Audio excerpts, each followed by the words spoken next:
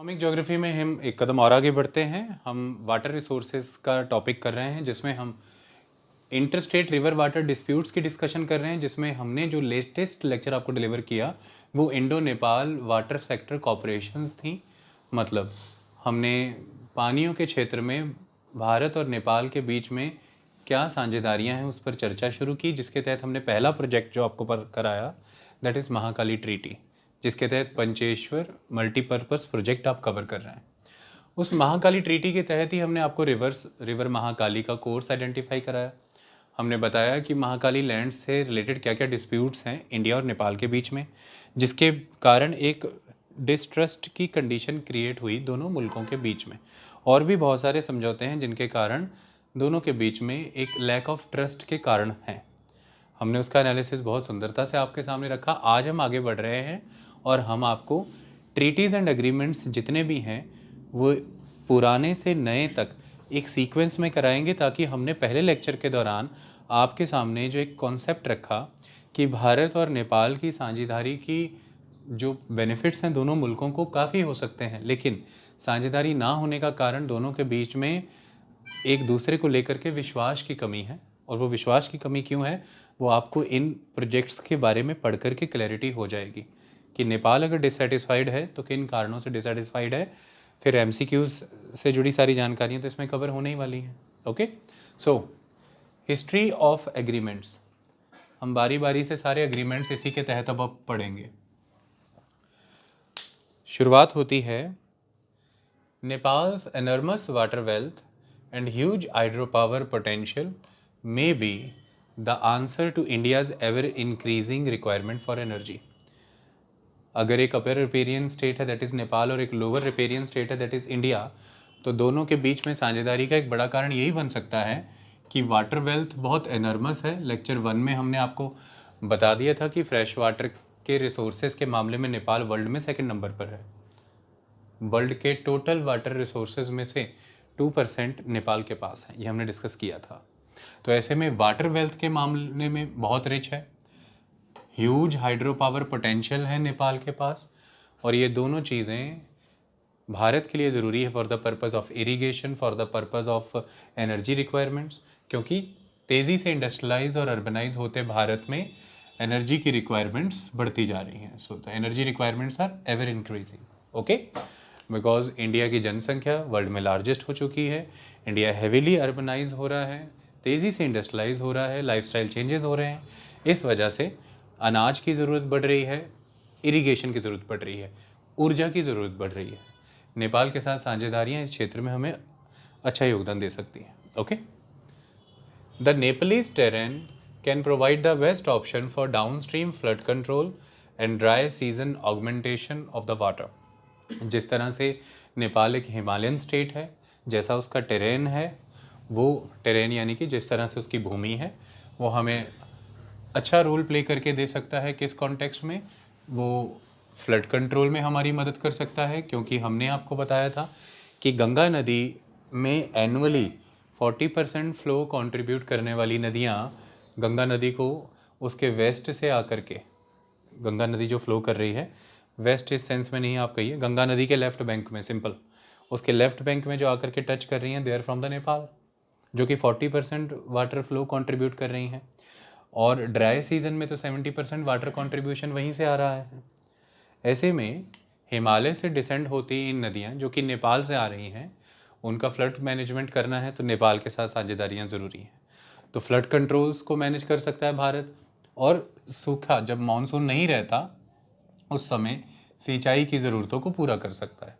But however the problem lies in Nepal being the upstream that is the upper riparian state and India being the downstream that is the lower riparian state. सारी समस्या यहीं खड़ी है कि नेपाल और भारत के मसले में जो रिसोर्सेज हैं नेचुरल, वो नेपाल की साइड पे है, टेरेन नेपाल के पास है, अपर रिपेरियन स्टेट नेपाल है, और रिसीविंग एंड पर लोअर रिपेरियन स्टेट भारत है। यही दोनों के बीच में एक पैराडॉक्स क्रिएट कर रही है कि जिसके पास रिसोर्सेज हैं, नेचुरल रिसोर्सेज हैं, टेरेन है दैट इज़ नेपाल, उसके पास फाइनेंसेस नहीं है, टेक्नोलॉजी नहीं है, साइंस नहीं है कि वो उन्हें मैनेज करे। और जिसके पास रिसोर्सेज हैं, टेक्नोलॉजी है, साइंस है, उसके पास पोजीशन नहीं है, क्योंकि वो लोअर रिपेरियन है, अपर रिपेरियन नहीं। नदियाँ जहाँ से आ रही है वो वहाँ नहीं है, वो नदियों के उद्गम क्षेत्र को कंट्रोल नहीं कर रहा, ओरिजिन प्लेस को कंट्रोल नहीं कर रहा, सोर्स एरिया को कंट्रोल नहीं कर रहा। तो भारत जिसके पास क्षमता है वो लोअर रिपेरियन है। Flood control, hydro power development, barrage construction, irrigation network development, ये अपर रिपेरियन होते आप तो कर पाते। नेपाल जो कि अपर रिपेरियन है, जो कि अपस्ट्रीम पे है, वो ये सब कर सकता है इंफ्रास्ट्रक्चर, लेकिन उसके पास क्षमता नहीं है। पैसे की कमी है, तकनीक की कमी है, विज्ञान की कमी है, राजनीतिक स्थिरता की कमी है, पॉलिटिकल स्टेबिलिटी की कमी है। तो इस तरह से अपर रिपेरियन जो है उसको बख्श है, आशीर्वाद है भगवान का, लेकिन उसके पास उतना सामर्थ्य नहीं। जिसके पास सामर्थ्य है वो उस पोजीशन पे नहीं बैठा है नदियों के कॉन्टेक्स्ट में। सो however, the problem lies in Nepal being the upstream and the upper riparian state, and India being the downstream, that is the lower riparian state. Nepal is in need of a proper structure to utilize its resources. अगर वो अपने resources utilise करना चाहता है, उसे proper structure की ज़रूरत है। प्रॉपर स्ट्रक्चर, एक ढांचा, उसे स्थिर राजनीति की ज़रूरत है, एक प्रॉपर स्ट्रक्चरली ऑर्गेनाइज्ड इकोनॉमी की ज़रूरत है, रेगुलर फ्लो ऑफ मनी की ज़रूरत है।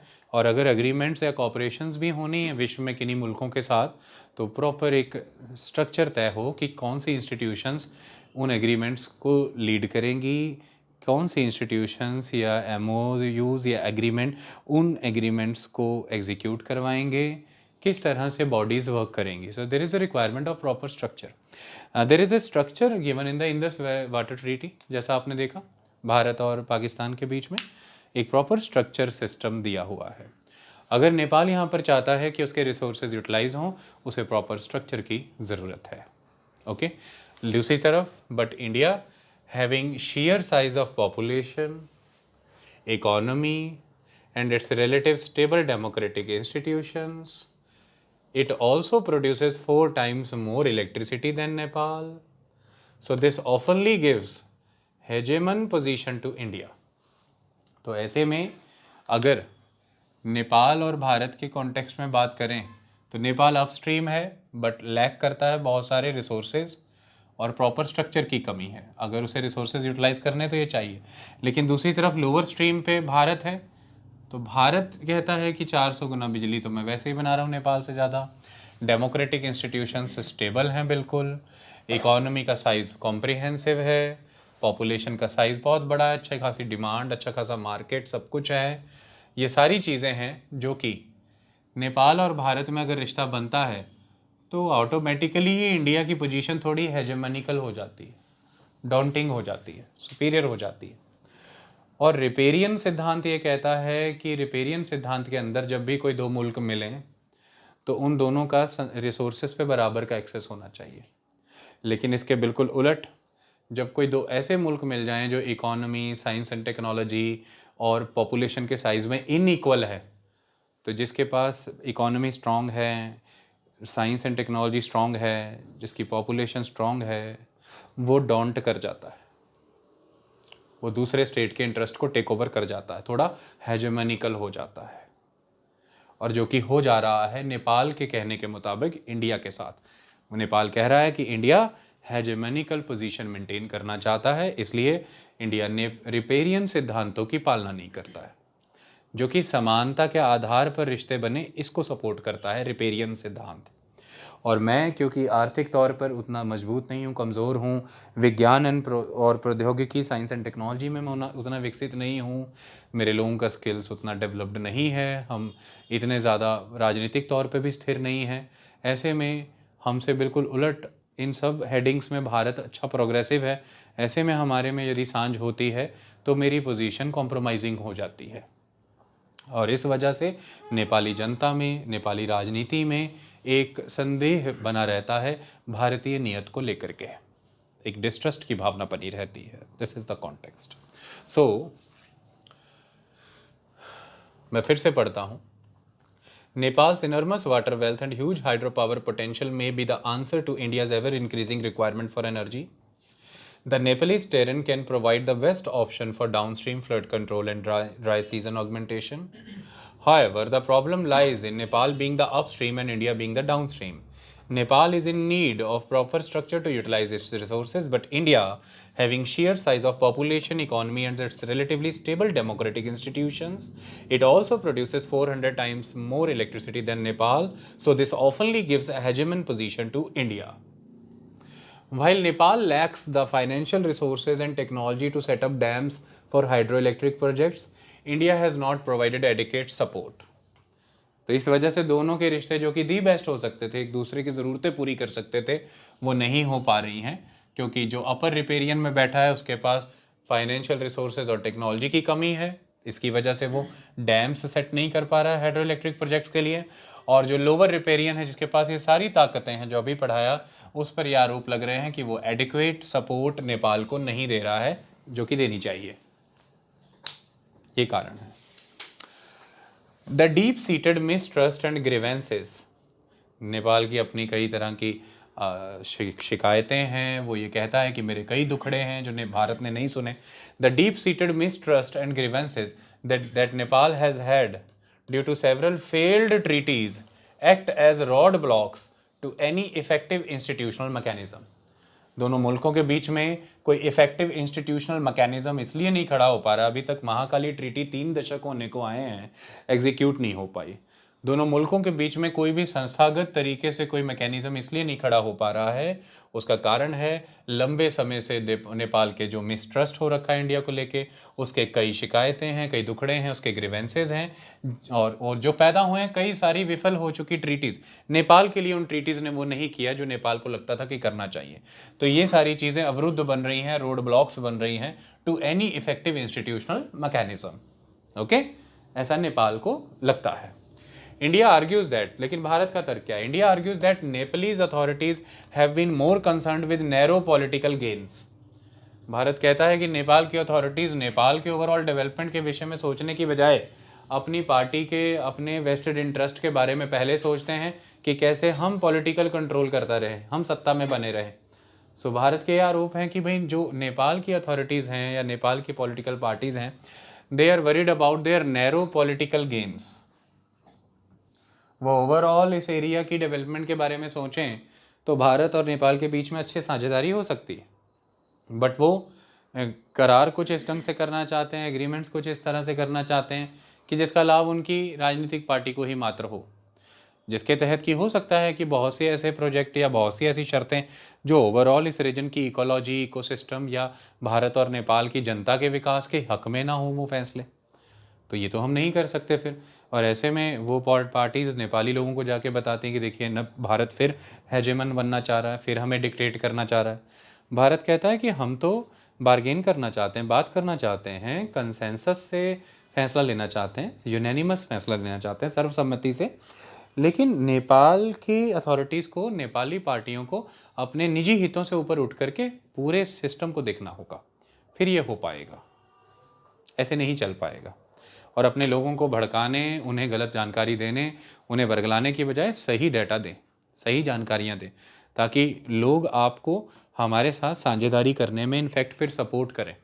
अब आपने इतने लंबे समय से अपने पॉलिटिकल माइलेज के लिए लोगों को जो भी गलत डाटा या जो भी गलत पट्टियाँ पढ़ाई हैं, उसकी वजह से अब उनके दिमाग में वो बात बैठ चुकी है। ऐसे में अब आप अपने विकास के लिए भी भारत के साथ साझेदारी करना चाहते हैं, लेकिन लोग हमें लेके सस्पिशियस हैं, और फिर आपने उन्हीं के बीच वोट लेने जाना है तो फिर वो आपको सपोर्ट नहीं करते। इस डर से आप जानते हैं कि ट्रीटी अच्छी है पर आगे नहीं बढ़ पा रहे हैं, इसमें हमारा तो कोई दोष नहीं है।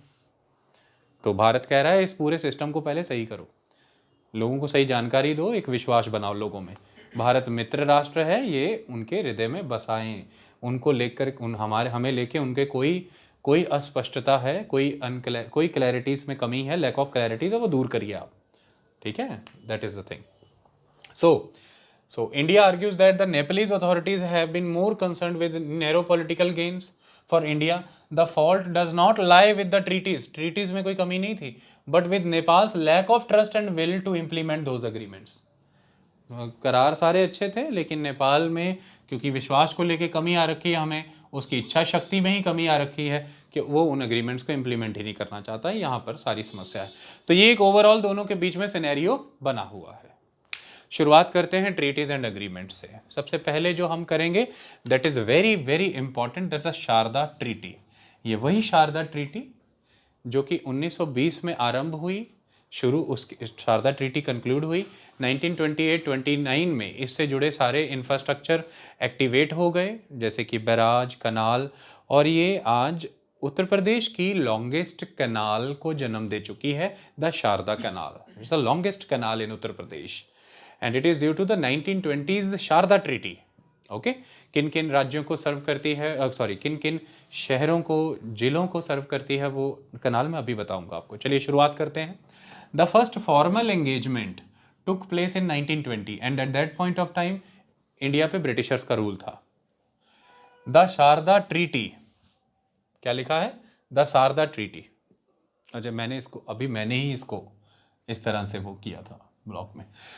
The first formal engagement took place in 1920, the Sharda treaty and construction of the Banbasa barrage. इसी बनबासा बैराज को आप क्या कहते हैं? शारदा बैराज। अच्छा, टेक्निकली मैं आपको बता दूं कि महाकाली रिवर इस तरह से फ्लो करती है नॉर्थ से साउथ, इंडिया और नेपाल के बीच में बॉर्डर बनाती है। तो महाकाली का जो लेफ्ट बैंक है, महाकाली के लेफ्ट बैंक पे तो नेपाल आता है सारा, और महाकाली के राइट बैंक पे इंडिया आता है। अब ऐसे में महाकाली के लेफ्ट बैंक में नेपाल आता है, और लेफ्ट बैंक में से कुछ इलाका अगर आप इंडिया को दे दें तो वो इंडिया की पोजीशन में आ जाएगा। ओके, ऐसी नौबत आ गई थी उस समय में, और फिर ये किया गया है। तो क्या किया गया है इसको समझिए। देखिए, शारदा बैराज ही बनबासा बैराज कहलाता है। ये बनबासा बैराज भारत नेपाल की सीमा पे है। मैं आपको इसके बारे में दिखा देना चाहता हूँ, कहाँ पर है ये, आप देख लीजिए।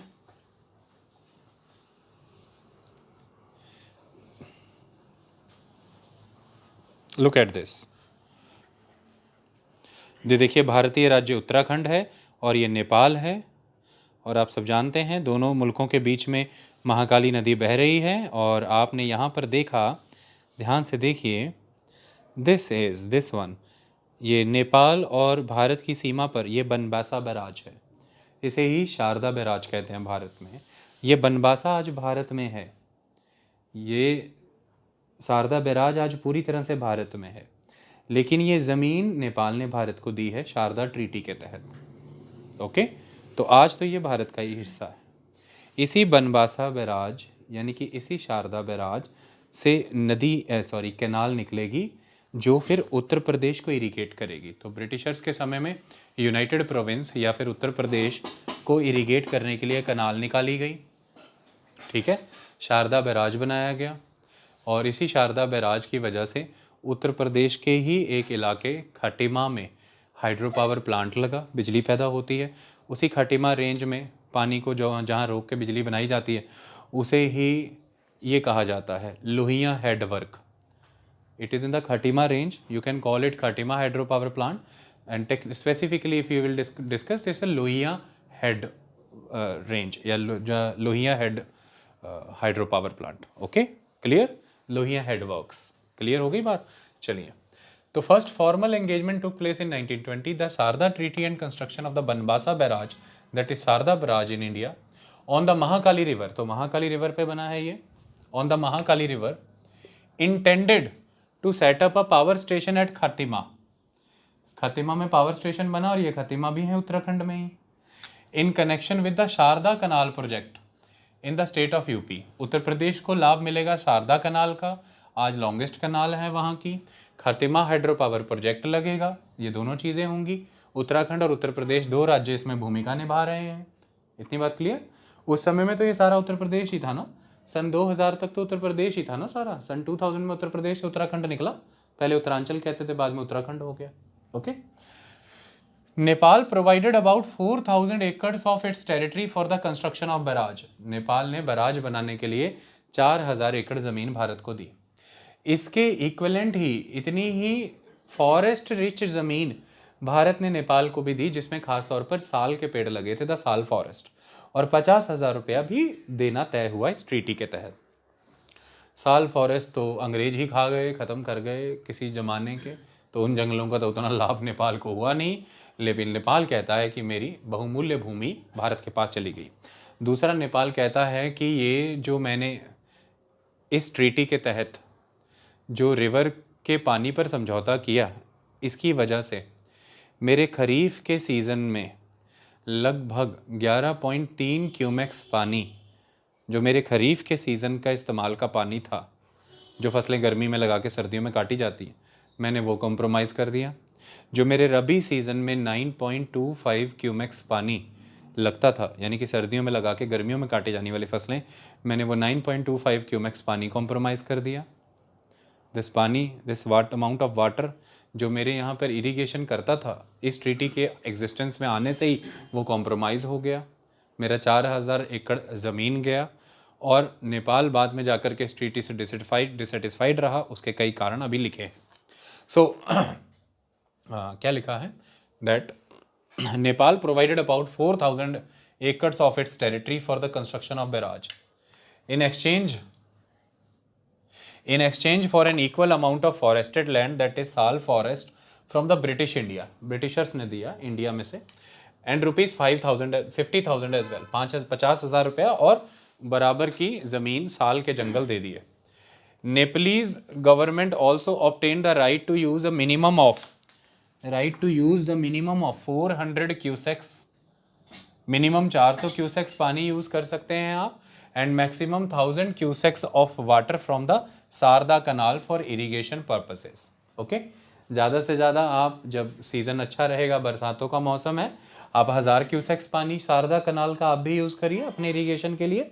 और दूसरी तरफ आप मिनिमम, जब ड्राई सीज़न की बात है तो मिनिमम 400 क्यूसेक्स पानी आप यूज़ कर सकते हैं। मतलब 400 से 1000 क्यूसेक्स के बीच में शारदा कैनाल से सिंचाई पर्पस के लिए पानी इस्तेमाल करने की अनुमति नेपाल को भी थी। इतनी बात सही।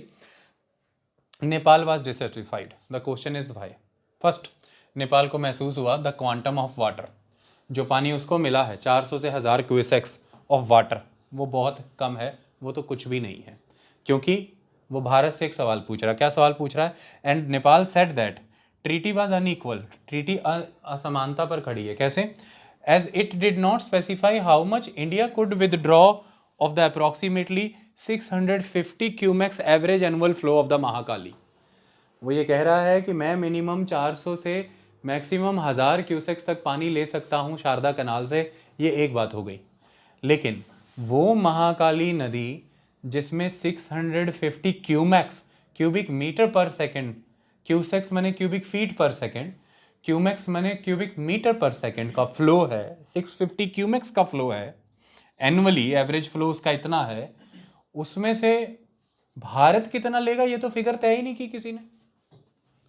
और उस पर क्लॉज रख दिया। क्लॉज क्या रखा है वो बताया जाएगा।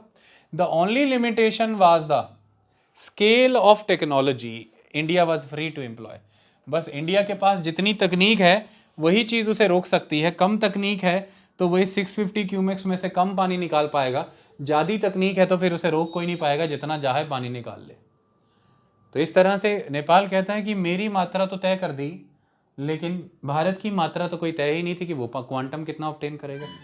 दूसरी तरफ वो ये कहते हैं कि दिस ट्रीटी, ये वैसे लिखा है कि this treaty existed till the Mahakali treaty of 1996, क्योंकि 1996 में महाकाली ट्रीटी आई तो ये तो उसी में एब्जॉर्ब हो गई ना, सबस्यूम हो गई, तो ये 1996 तक प्रभावी रही है। आगे, Nepal could utilise her share of the water.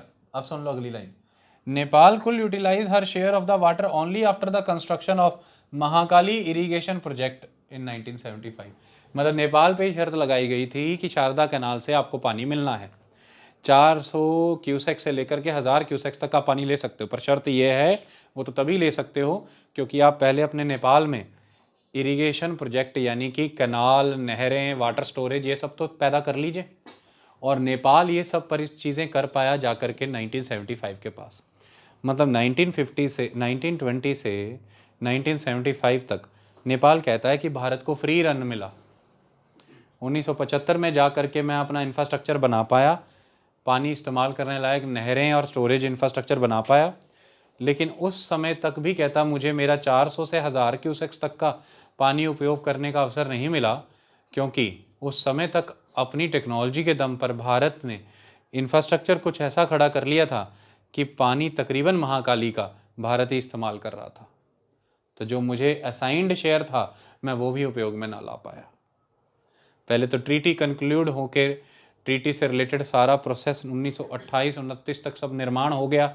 1975 तक तो पहले नेपाल कह रहा है मेरा कोई लेना देना ही नहीं है, कहीं पानी की बूंद ही नहीं दिख रही मुझे, क्योंकि मेरे पर शर्त लगाई गई है कि मैं पहले उससे जुड़ा इंफ्रास्ट्रक्चर प्रोजेक्ट बनाऊँ, और ये दिख भी रहा है कि मेरी क्षमता नहीं है, मेरे से बनना नहीं है, अभी टाइम नहीं है, मतलब अभी उतने रिसोर्सेज नहीं है। और दूसरा, जिस ज़माने में जा कर के वो बना भी लिया तो तब तक दिख रहा है कि तकरीबन सारे इंफ्रास्ट्रक्चर्स की मदद से महाकाली का पानी उपयोग लायक जितना है वो तो भारत ऑलरेडी हार्वेस्ट कर रहा है, ऑलरेडी हार्नेस कर रहा है। तो ये भारत पर आरोप है नेपाल का। वो कहते हैं कि India has diverted 326 metre cubic per second of water of her share of the water from the barrage to the Sharda canal. तो वो कह रहे हैं कि लगभग Bharat 326 cubic metre water per second 326 cubic metre water per second Sharda canal में डाल रहा है। कहाँ से? बनबासा बैराज या शारदा बैराज से। तो एक हैवी शेयर भारत ले रहा है, और लॉन्गेस्ट कैनाल बनी हुई है शारदा इस समय उत्तर प्रदेश की। उसका सारा नेटवर्क शारदा कैनाल का जोड़ लो A to Z तो लगभग 938 किलोमीटर की कैनाल ऐसा माना गया है। Okay, if we will connect all the branches of the canal. दूसरी तरफ electricity generated with installed capacity of 41 megawatt at Lohia's plant, जिसको मैंने अभी कहा कि लोहिया हेडवर्क। तो कह रहे हैं कि बनबासा बैराज भी भारत में, ज़मीन भारत की हो गई। दूसरी तरफ ये कहा जा रहा है कि खाटिमा हाइड्रो पावर प्रोजेक्ट, यानी कि खाटिमा रेंज का प्रोजेक्ट, जिसके तहत ये लोहिया हेडवर्क आ जाता है, वो बिजली का उत्पादन क्षेत्र भी नेपाल के भारत के पास है। नेपाल को पानी में शेयर दिया गया, लेकिन वो तब इस्तेमाल कर सकेगा जब इंफ्रास्ट्रक्चर बनाएगा। उसी में पहले तो बहुत वर्ष बीत गए, कई दशक। जब तक बनाया तब तक इस्तेमाल करने लायक पानी नहीं बचा, नदी में भारत इस्तेमाल कर रहा था। Majority of the water Bharat divert कर रहा है। दूसरा, उसने आरोप लगाया कि 4000 एकड़ भूमि ले ली, खरीफ और रबी सीज़न का बहुत पानी हमारा ख़त्म हो गया, और हमें साल के जंगल दिए गए जिसमें साल के पेड़ तो कहीं अब मिल ही नहीं रहे। ये सारे नेपाल को ऐसा महसूस हुआ कि हम शारदा ट्रीटी के वजह से ठगे गए हैं। तो जो पहला ऑफिशियल एंगेजमेंट ही दोनों मुल्कों में हो गया, वो ही ठगा जैसा हो गया। ये प्रॉब्लम हो गई। इससे नेपाली लोगों में, उस समाज में एक फीलिंग ऑफ मिसट्रस्ट जनरेट हो गया। आई बात समझ में? This is the system. अब नेक्स्ट 1954 में भारत संविधान लागू कर चुका है 1950 में। अब मैं लिखने जा रहा हूँ कोसी परियोजना, कोसी एग्रीमेंट के तहत क्या क्या हुआ वो समझिए। नेक्स्ट है 1954 में आया Kosi agreement. Is a very important agreement. ये अंतर्राष्ट्रीय स्तर पर विकास को ध्यान में रखते हुए, डेवलपमेंट को फोकस करते हुए किया गया पहला एग्रीमेंट था। अंतर्राष्ट्रीय स्तर पर जो नदी बह रही है, इंटरनेशनली जो नदी शेयर होती है, उस पर डेवलपमेंट के तौर पर किया गया पहला समझौता था। Okay, so it was the first developmental project in an international river that could be mutually beneficial for both the countries. ये इंडिया और नेपाल के बीच में हुआ। कोसी नदी पर है, तो पहले हम थोड़ा कोसी के बारे में जान लें। देखिए, जब हम हिमालय में ईस्ट की तरफ जाते हैं तो हिमालय वेस्ट में बहुत ब्रॉड हैं, लेकिन जैसे जैसे ईस्ट की तरफ जाते हैं नैरो होते जाते हैं। वेस्ट में आप हैं, जैसे कि पंजाब से आप आगे जाइए तो पंजाब में आपको शिवालिक के पहाड़ मिल रहे हैं। आप वहाँ से खड़े होकर के देखेंगे तो आपको ग्रेट हिमालयन रेंजेस दिखेंगी ही नहीं, नॉट पॉसिबल। लेकिन अगर आप ईस्ट की तरफ जाएंगे और आप उत्तर प्रदेश, बिहार के मैदानों में खड़े हैं हिमालय के क्लोज, तो आपको कंचनजंगा की पहाड़ियाँ दिख जाएंगी। मतलब प्लेन एरिया से माउंटेन्स एब्रप्टली राइज हो रहे हैं। लेकिन वेस्ट की तरफ आते आते ही प्लेन एरिया ये है, फिर फर्स्ट रेंज, फिर सेकंड, फिर थर्ड, बहुत दूर है ग्रेट हिमालय के पास।